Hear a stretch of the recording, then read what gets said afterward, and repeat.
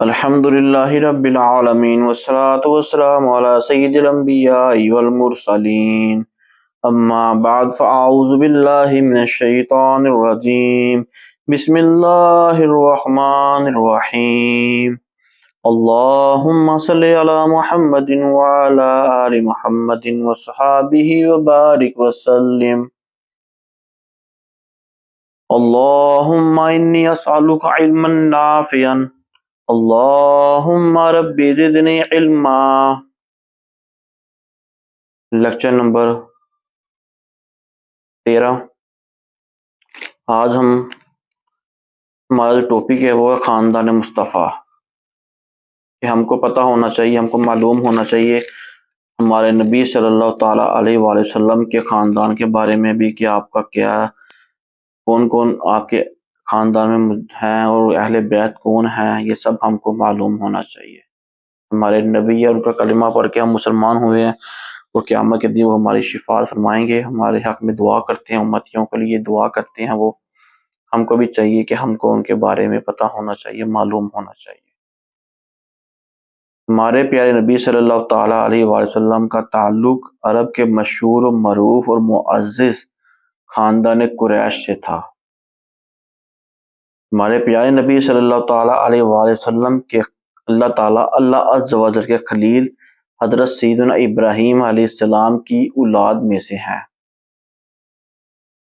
ہمارے پیارے نبی صلی اللہ تعالیٰ علیہ وآلہ وسلم و اللہ عز و جل کے خلیل حضرت سیدنا ابراہیم علیہ السلام کے درمیان تقریباً 61 واسطے ہیں۔ 61 واسطوں سے آپ حضرت ابراہیم علیہ السلام سے حضور صلی اللہ علیہ وسلم تک پہنچتا ہے، کہ 21 واسطے ہیں۔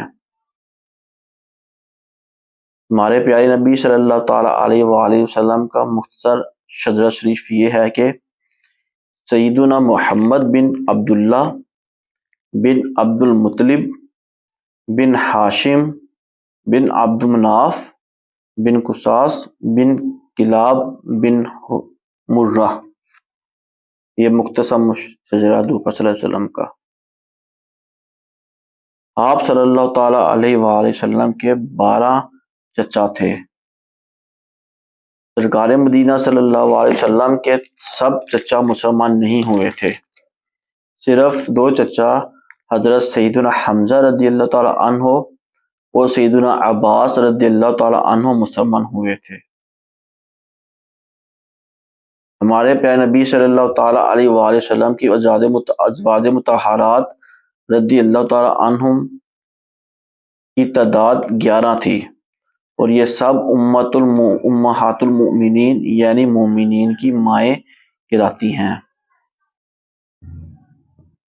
امہات المؤمنین رضی اللہ تعالیٰ عنہم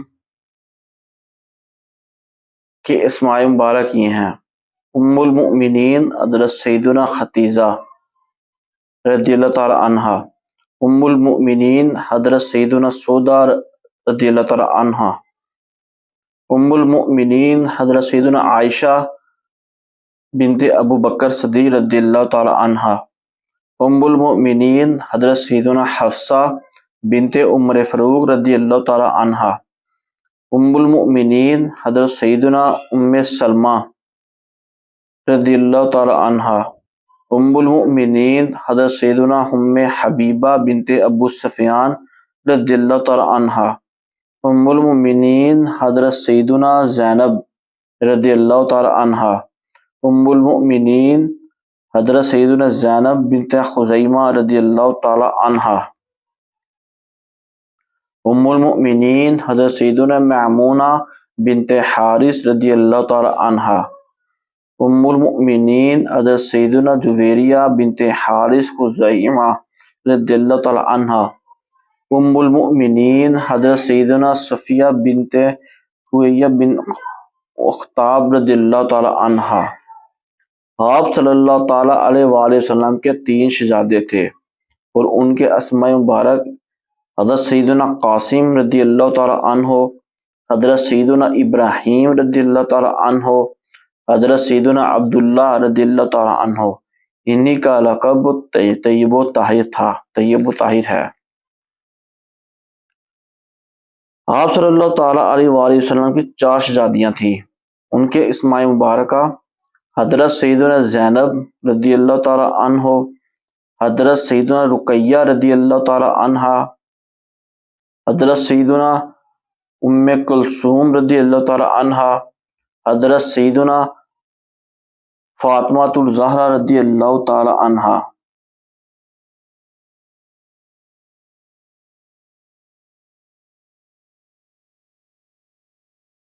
سرکار مدینہ صلی اللہ تعالیٰ علیہ وآلہ وسلم کا چہرہ انور جمال الہی کا آئینہ نہایت ہی خوبصورت، پرگوشت اور کس قدر گلائی میں تھا۔ حضرت سیدنا جابر رضی اللہ تعالیٰ عنہ فرماتے ہیں کہ میں نے اللہ عز و جل کے پیارے حبیب صلی اللہ تعالیٰ علیہ وآلہ وسلم کو ایک مرتبہ چاندنی رات میں دیکھا۔ میں نے ایک مرتبہ چاند کی طرف دیکھا اور ایک مرتبہ آپ صلی اللہ تعالیٰ علیہ وآلہ وسلم کے چہرہ انوار کو دیکھتا تو مجھے آپ کا چہرہ چاند سے بھی زیادہ خوبصورت نظر آتا۔ ہمارے آقا سرور دو جہاں صلی اللہ تعالیٰ علیہ وآلہ وسلم حضرت سیدنا یوسف علیہ السلام سے بھی زیادہ حسین تھے۔ چنانچہ حضرت سیدنا یوسف علیہ السلام تمام نبیوں اور رسولوں بلکہ تمام مخلوق سے زیادہ حسین تھے، مگر ہمارے آقا میٹھے مصطفیٰ صلی اللہ تعالیٰ علیہ وآلہ وسلم کو اللہ عز و جل نے جو حسن عطا فرمایا وہ کسی اور کو عطا نہ ہوا۔ اس کے علاوہ حضرت سیدنا یوسف علیہ السلام کو حسن و جمال کا ایک حصہ ملا تھا، مگر آپ صلی اللہ تعالیٰ علیہ وآلہ وسلم آپ کو حسن کل عطا ہوا۔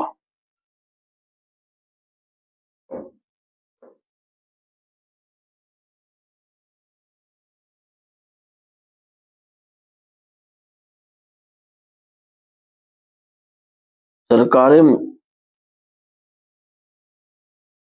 مدینہ صلی اللہ تعالیٰ علیہ وآلہ وسلم کی نورانی آنکھیں بڑی بڑی اور قدرتی طور پر سرماگی تھیں، یعنی سرمے کے بغیر معلوم ہوتا کہ سرما لگا ہوا ہے۔ پلکیں گھنی اور دراز تھیں، پتلی کی سیاہی خوب سیاہ اور آنکھ کی سفیدی خوب سفید تھی، جن میں بریک بریک سرخ ڈورے تھے۔ سرکار مدینہ صلی اللہ تعالیٰ علیہ وآلہ وسلم کی نورانی آنکھوں کی بصارت دیکھنے کی قوت میں معجزانہ شان تھی۔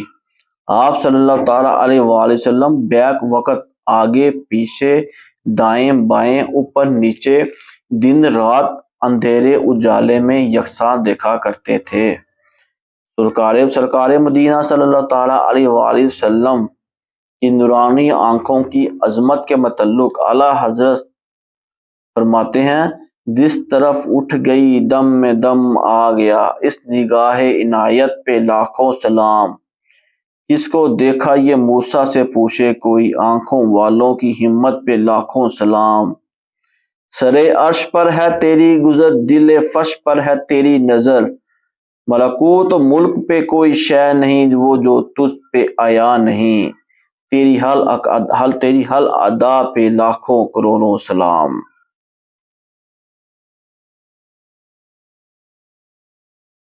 سرکار مدینہ صلی اللہ تعالیٰ علیہ وسلم کی قوت سماعت میں بھی معجزانہ شان تھی، کیونکہ آپ صلی اللہ تعالیٰ علیہ وآلہ وسلم دور و نزدیک کی آوازوں کو یکساں طور پر سن لیا کرتے تھے۔ آپ صلی اللہ تعالیٰ علیہ وآلہ وسلم صحابہ کرام علیہم رضوان سے ارشاد فرماتے، یعنی میں جو دیکھتا ہوں تم نہیں دیکھتے، اور جو میں سنتا ہوں تم نہیں سنتے۔ سرکار مدینہ صلی اللہ تعالیٰ علیہ وآلہ وسلم کی بوہیں دراز و باریک اور گھنے بال والی تھیں، اور دونوں بوہیں اس قدر متصل تھیں کہ دور سے ملی ہوئی معلوم ہوتی تھیں، اور ان دونوں بھووں کے درمیان ایک رگ تھی جو حالت جلال میں ابھر جاتی تھی۔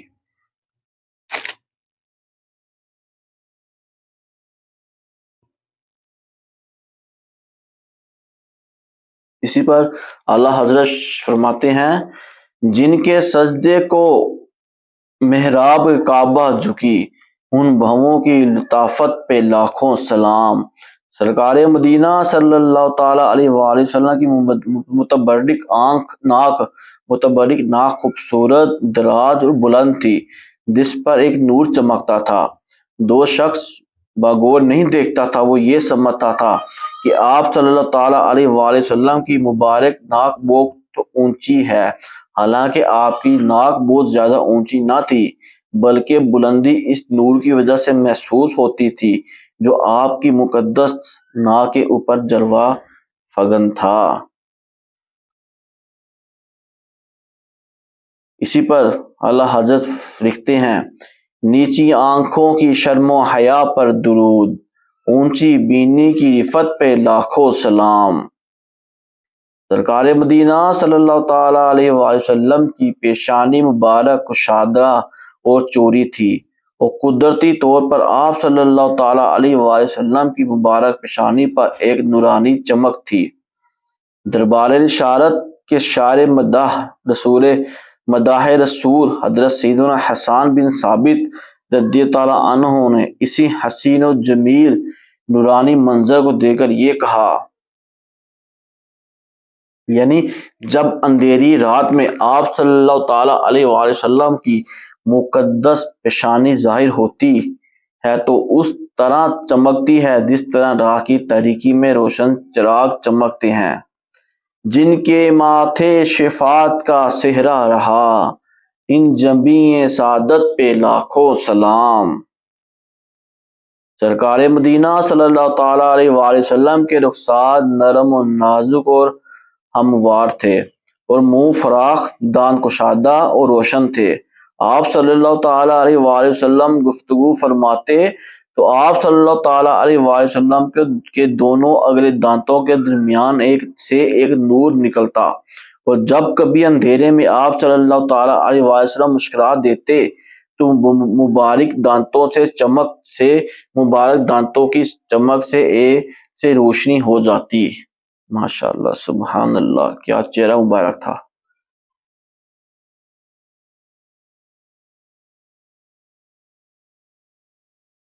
وہی وہ دہن جس کی ہر بات وہی خدا، چشم علم و حکمت پہ لاکھوں سلام۔